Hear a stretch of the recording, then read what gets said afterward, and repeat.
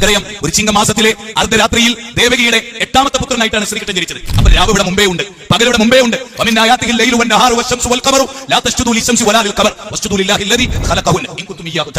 രാവും പകലും ദൈവത്തിന്റെ ദൃഷ്ടാന്തത്തിൽപ്പെട്ടതാണ്. സൂര്യനും ചന്ദ്രനും നിങ്ങൾക്കറിയാലോ. കാനായി കുഞ്ഞിരാമൻ ഒരു പ്രതിമ ഉണ്ടാക്കിയാൽ പ്രതിമ കല്ലാവാണ്. കാനായി കുഞ്ഞിരാമനാണ്. ONV കുറുപ്പ് ഒരു കവിത എഴുതിയാൽ കവിത കല്ലാവാണ്. മറിച്ച് ONV കുറുപ്പിനാണ്. സൂര്യനെ സൃഷ്ടിച്ച ദൈവത്തിനാണ് ആരാധന, സൂര്യനല്ല. ചന്ദ്രനെ സൃഷ്ടിച്ച ദൈവത്തിനാണ് ആരാധന. തുളസിച്ചെടിയെ സൃഷ്ടിച്ച ദൈവത്തിനാണ് ആരാധന. പശുവിനെ സൃഷ്ടിച്ച ദൈവത്തിനാണ് ആരാധന. മനുഷ്യൻ എന്ന മഹാബുദ്ധിജീവി മാത്രമാണ് ഈ ഒരു ദുരന്തത്തിലെത്തിപ്പെട്ടത്. ഒരു പശുവും മനുഷ്യനെ ആരാധിക്കുന്നില്ല, ഒരു എലിയും മനുഷ്യനെ ആരാധിക്കുന്നില്ല, ഒരു പാമ്പും മനുഷ്യനെ ആരാധിക്കുന്നില്ല, ഒരു ആൽച്ചെടിയും മനുഷ്യനെ ആരാധിക്കുന്നില്ല.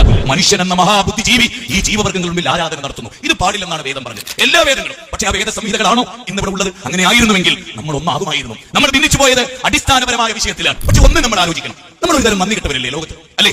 ദൈവത്തിന്റെ മാത്രം വായേ ഇവിടെ ഉള്ളൂ, ദൈവത്തിന്റെ വെള്ളമേ ഇവിടെ ഉള്ളൂ. വേറൊരാളും സംവിധാനിച്ചത് ഇവിടെ ഇല്ല. എല്ലാം ദൈവത്തിൻ്റെതാണ്. എങ്കിൽ ആ ദൈവത്തെ അല്ലേ ആരാധിക്കേണ്ടത്? അവന്റെ മുമ്പിലല്ലേ വണങ്ങേണ്ടത്? അവന്റെ മുമ്പിലല്ലേ പ്രാർത്ഥിക്കേണ്ടത്?